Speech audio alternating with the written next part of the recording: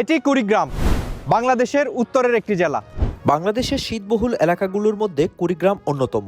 এখানে শীত শুধু ঠান্ডা নয়, কষ্টের নাম। এই কষ্টের পাশে দাঁড়াতে আমরা এসেছি একটি ছোট কিন্তু গুরুত্বপূর্ণ উদ্যোগ নিয়ে।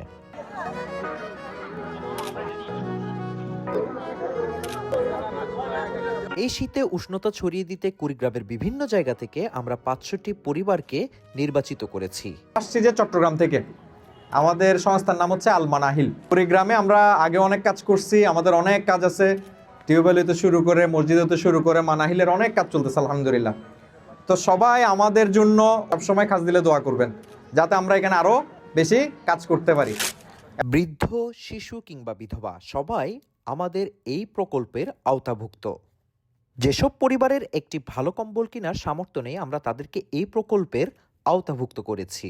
এই কর্মসূচিটি বাস্তবায়ন করছে আল মানাহিল ফাউন্ডেশন এবং আমরা বিশ্বাস করি মানবতার কোনো মৌসুম নেই। আসসালামু আলাইকুম। ইয়া করিয়েন না, দৌড়াদৌড়ি করিয়েন না। এই কম্বলটা শীতের জন্য আমার আলামতে অনেক উপকার। শেষে এই হাসি মুখগুলোই আমাদের শক্তি।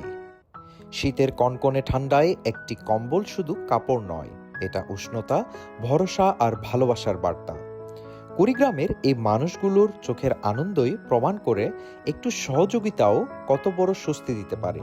ইনশাআল্লাহ এই হাসি ধরে রাখতে আমরা পাশে থাকব, মানুষের জন্য, মানবতার জন্য।